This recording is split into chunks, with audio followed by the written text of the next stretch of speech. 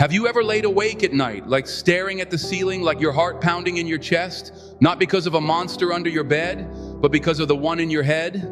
Have you ever replayed a conversation, like a single sentence you uttered, and felt a wave of regret so powerful it felt like you were drowning? You said something you didn't mean, or you didn't say the one thing you should have. You lashed out in anger. You gossiped without thinking. You made a promise with your mouth that your mind knew you couldn't keep. We've all been there, lost in the deafening noise of our own thoughts, held captive by the words that escaped our lips. We walk around, haunted by the ghosts of yesterday's conversations, tormented by the whispers of self-doubt that echo in the chambers of our minds. It feels like a prison, doesn't it? A prison where you are both the inmate and the guard. But what if I told you that you hold the key? What if I told you that the war you're fighting, the real war for your happiness, for your success, for your peace, isn't out there in the world? It's not against your boss, your family, or your past. The greatest battle you will ever fight is right here, inside your own skull. It's a battle for two territories, just two, your mind and your mouth. Stay with me, don't you dare click away, because what we are about to embark on together, and this isn't just another motivational video, this is a lifeline, this is an awakening, this is the moment you learn to silence the enemy within, so the hero within can finally speak. This is the moment you stop being a slave to your impulses and start becoming the master of your destiny. This is the day you take back control. Music swells slightly, becomes more inspirational. Think of your mind as a garden. Right now, at this very moment, what does your garden look like? Is it overflowing with vibrant flowers of hope, courage, and self-belief? Or is it choked with the weeds of fear, the thorns of resentment, the poisonous vines of jealousy and comparison? For so many of us, our minds are untamed jungles. We let any thought, any seed that drifts in on the wind take root, the seed of I'm not good enough. That's a big one, isn't it? It grows fast. The seed of what will they think of me? That one spreads like wildfire. The seeds of past failures, of future worries, of biting criticism from someone who doesn't even know your story. We water these weeds every single day. We nurture them with our attention. We give them sunlight by replaying them over and over and over again. And then we wonder why we feel so drained. We wonder why we feel so stuck. We wonder why our lives don't look like the dreams we hold in our hearts. It's because you are trying to grow a paradise in a garden full of poison. But here is the truth. A truth so powerful, it can shatter the chains that have held you captive for years. Are you listening? Lean in. You are the gardener. You have the power right now to decide what grows in your mind. It's not easy. Oh, I'm not going to lie to you and say it's easy. It's the hardest work you will ever do, but it is also the most rewarding. It begins with a simple, conscious choice, the choice to become a gatekeeper of your own mind. You don't have to let every thought in. You don't have to entertain every negative whisper that comes knocking on your door. You can stand at the gate and say, no, not today. You are not welcome here. This is sacred ground. This is the soil from which my dreams will grow. And you, fear, you, doubt, you, insecurity, you have no place here. That voice in your head, you know the one, the inner critic, the one that sounds suspiciously like you, but it's a twisted, cruel version of you. It's the one that tells you you're going to fail, the one that reminds you of every mistake you've ever made, the one that says, who do you think you are to dream that big? That voice is a liar. It is a phantom built from the fears of others, from the limitations they placed on themselves, and from the painful moments of your past. But it is not your true voice. Your true voice, the voice of your soul, is the one that whispers, what if you could? The one that nudges you, just try one more time. The one that believes in you, even when you don't. Controlling your mind is the act of learning to turn down the volume of that liar and turn up the volume of your soul. It's about catching the negative thought the second it appears, seeing it for what it is, a cloud passing in the sky, and then you let it go. You don't fight it, you don't argue with it. You just observe it and let it float by, and you replace it intentionally, deliberately. You plant a new seed. The thought comes, I can't do this. You catch it and you plant a new one. I am capable of figuring this out. The thought comes, I'm a failure. You catch it and you plant a new one. My past mistakes are lessons, not life sentences. I am learning, I am growing. This is not about pretending problems don't exist. This is about choosing what you focus on, Do you focus on the problem, or do you focus on your power to solve it? Do you focus on the darkness, or do you turn your face towards the light? Because what you focus on expands. Focus on the good, and the good gets better. Focus on your strength, and you become stronger. This is the first half of the battle, the internal war, the silent, moment-by-moment choosing of your thoughts. It's a revolution that happens in the quiet of your own heart. No one else can see it, but they will see the results. And that brings us to the second territory we must reclaim, the one that connects our inner world to the outer world. Your mouth. Oh, the mouth, such a small part of the body, but it holds the power to build empires and to burn them to the ground.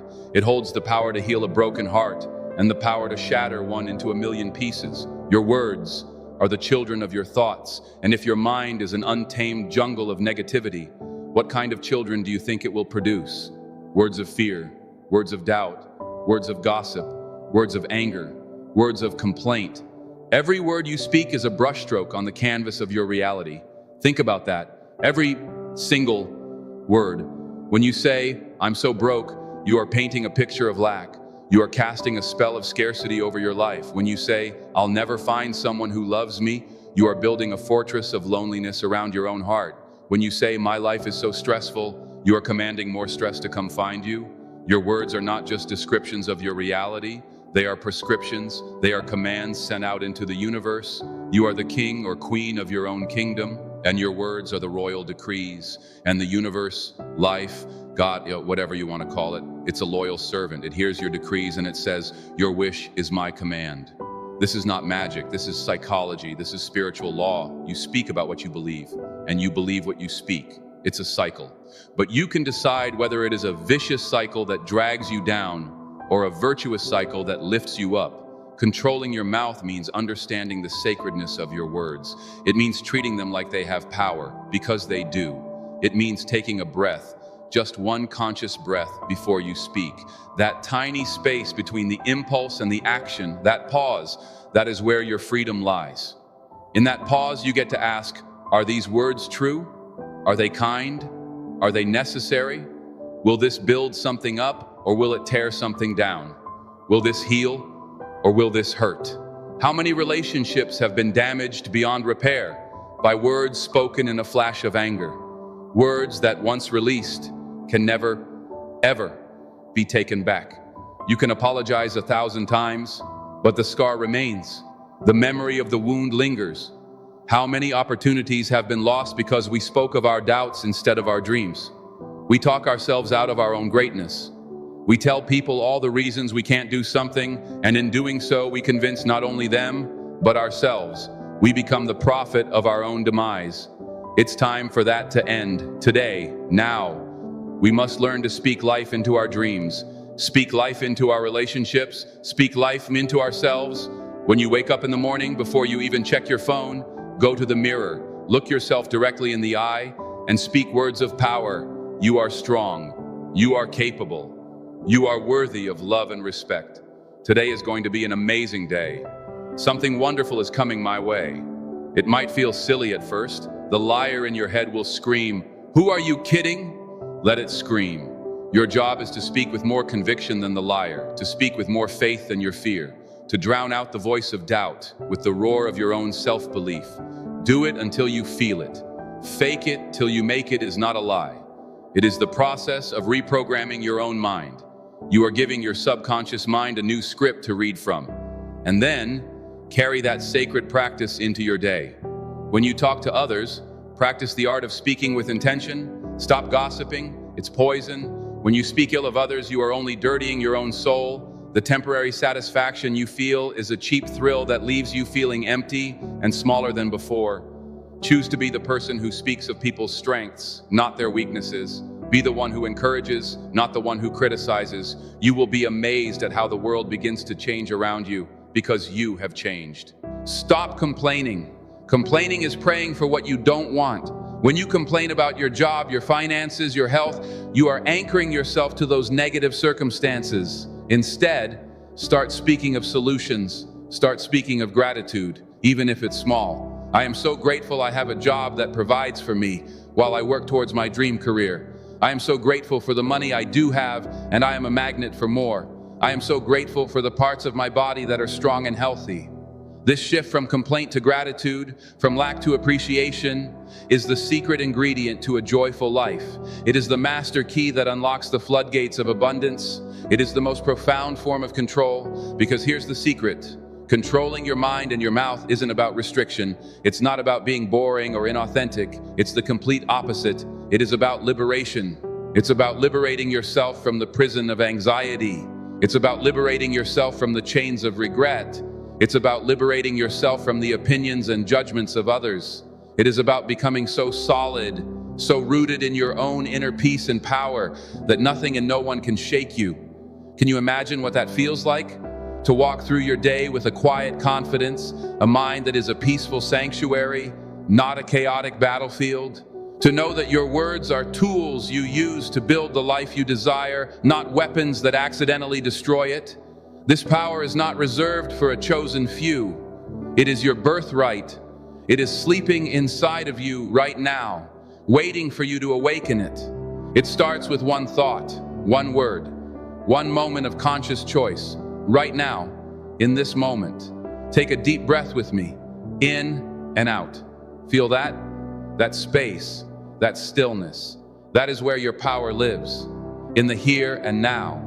Not in the past you can't change, not in the future you can't predict. Right here, you get to choose the next thought you think.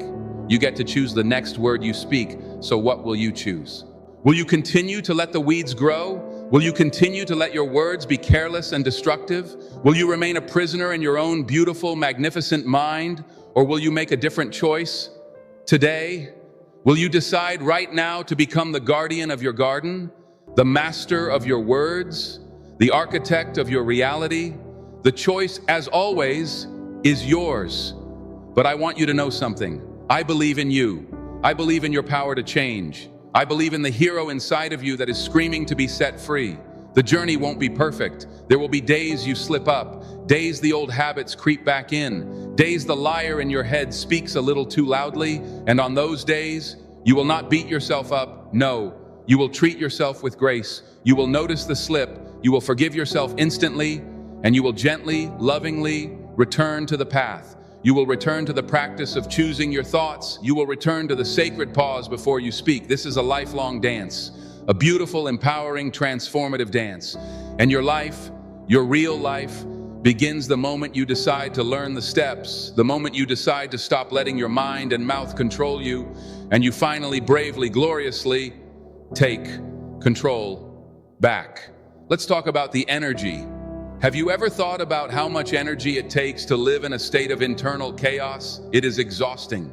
Waging a constant war against yourself is the most tiring thing you will ever do. You wake up and the battle begins. The mental gymnastics of worrying about the future, the emotional weight of replaying the hurts of the past, the constant draining hum of the inner critic telling you that you're not enough, that you should be doing more, that you're falling behind. It's like walking around all day with a 100-pound backpack filled with stones. Each stone is a negative thought. Each stone is a word of regret. Each stone is a fear. You carry it to work. You carry it to dinner with your family. You carry it to bed, and you wonder why you're too tired to pursue your dreams. You wonder why you have no energy left for your passion, for joy, for simple presence. It's because you are spending all your power, all your precious life force, just carrying the weight of an uncontrolled mind. You are draining your own battery before the day has even truly begun. And the words, oh, the words we speak, they add more stones to the bag. You complain about the traffic? Clink, a new stone. You gossip about a coworker? Clink, another one. You look in the mirror and say, ugh, I look terrible today? Clink, that's a heavy one. We do it all day long, adding weight, making the journey harder, slowing ourselves down. And then we have the audacity to ask the universe, why is my life so hard? We make it hard, but that also means we can make it light. Imagine just for a second what it would feel like to take that backpack off. Imagine setting it down on the ground. Can you feel the relief in your shoulders, the lightness in your spirit, the sudden rush of energy that is now available to you, an energy you can now use to build, to create, to love, to experience life in all its richness? This is what controlling your mind and mouth gives you. It is not about bottling yourself up. It is about setting yourself free, free from the crushing weight of your own negativity. This This is the prize, the ultimate reward. It is the gift of your own energy back in your hands. So how do we do it? How do we get practical? Let's go deeper. Let's talk about silence. We live in a world that is terrified of silence. We fill every moment with noise, the TV, the phone, the endless chatter. But I want to tell you that in the battle for control, silence is one of your most powerful weapons, especially when it comes to your mouth. You're in an argument, someone says something that stings. The impulse, the knee-jerk reaction is to strike back, to defend your ego, to win the point. Your mind is screaming, your blood is hot. But what if in that moment you chose silence? Not a cold, punishing silence, but a calm, conscious, powerful silence. A silence that says, I am in control of myself. I will not be dragged down into the mud. I value my peace more than I value being right. Can you feel the power in that? To be the calm in the storm? To hold your center when everything around you is chaos? That is not weakness. My friend, that is superhuman strength. The person who can master their tongue in a moment of rage is more powerful than the person who can lift the heaviest weight because they have mastered themselves. Try it. The next time you feel provoked, the next time you feel the desperate urge to speak words of anger or defense, just pause, take a breath, and choose the path of powerful silence. Watch what happens. You de-escalate the situation, you preserve your own precious energy, and you gain the respect of others who will see you as someone who is unshakable, grounded, wise. And this power extends beyond just arguments. Think about the words you speak about yourself to others. We have been taught that it's humble to put ourselves down, to deflect compliments, to talk about our struggles more than our victories. Someone says, wow, you did an amazing job on that project. And what do we say? Oh, it was nothing, or I got lucky, or well, I messed up this one part. Stop doing that. You are poisoning your own well. When you downplay your accomplishments, you are teaching the world. And more importantly, you are teaching yourself that you are not worthy of praise, that your victories are not real. Learn to say 2 simple words and say them with your whole heart. When someone compliments you, look them in the eye, smile, and say, thank you. That's it. Just thank you. Receive the gift. Let the good in. Let it water the flowers in your garden. By simply accepting praise, you are rewiring your mind for worthiness. You are sending a message to your subconscious that says, yes, I am good enough. I do deserve this. It feels so much better, doesn't it? Now let's turn inward again, to the mind. That monkey mind we all have. The one that jumps from worry to worry, from fear to fear, never sitting still. You can't just yell at the monkey to be quiet. It doesn't work. You have to give it something to do. You have to give it an anchor. What is your thought anchor? An anchor is something you can grab onto when the storm of negative thoughts begins to rage. It's something that holds you steady, that brings you back to the present moment, back to your power. Your anchor could be your breath. When you feel the anxiety rising, the anger boiling, the sadness creeping in, you stop and you focus everything on the feeling of your breath going in and out, just for 60 seconds. Feel the air filling your lungs. Feel it leaving your body. In that moment, the monkey mind has a job. It is focused on the breath. The storm passes. You have found your center again. Your anchor could be a memory, a powerful, positive memory. The day you succeeded at something difficult. A moment you felt pure, unadulterated joy. The feeling of hugging someone you love. Before the day begins, choose that memory. Hold it in your heart. And when the inner critic starts its lies, you close your eyes and you step back into that memory. You feel the emotions of that moment, the confidence, the love, the joy. That feeling is more real than the fear. Use it. It's your anchor. It will hold you steady until the waves of negativity subside. Your anchor could be a vision of your future. A crystal clear picture of the life you are creating, the person you are becoming. When you're feeling lazy, when you want to give up, you bring that vision to the front of your mind. You see it, you feel it, you taste it. That vision will pull you forward. It will remind you why you are doing this hard work, why you are choosing to be the gardener of your mind. Find your anchor, name it. Practice reaching for it. It is your ultimate tool for reclaiming the territory of your mind. And as you do this work, as you practice pulling the weeds of negativity, as you practice planting the seeds of power, as you practice the sacred pause before you speak, as you hold on to your anchor in the storm, something miraculous begins to happen. The world around you starts to change. It's not magic, it's a reflection. Your outer world is always a reflection of your inner world. When you are a source of peace, you attract peaceful people and situations. When you speak words of encouragement and kindness, you receive encouragement and kindness in return. When you operate from a mindset of abundance and gratitude, opportunities for abundance flow to you effortlessly.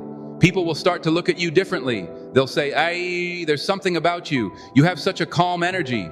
They won't know about the internal battles you're winning. They won't know about the weeds you're pulling or the seeds you're planting. They will only see the beautiful garden that is your life.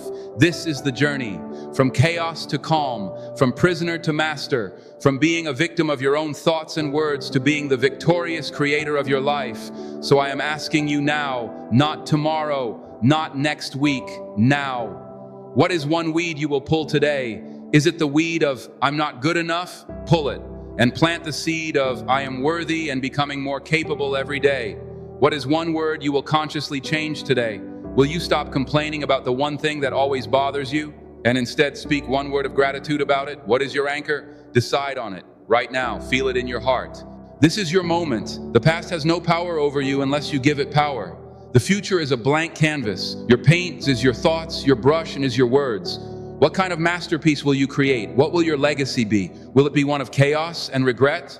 Or will it be a testament to the incredible power of a human being who truly decided to take control of their own mind and their own mouth, and in doing so, built a life of unimaginable peace, power, and purpose? This is your calling. Answer it. The journey starts now. Take a deep breath and take the first step. I promise you, you will not regret it. You are powerful beyond measure. It's time to believe it. It's time to live it. Go on. Your true life is waiting. Life.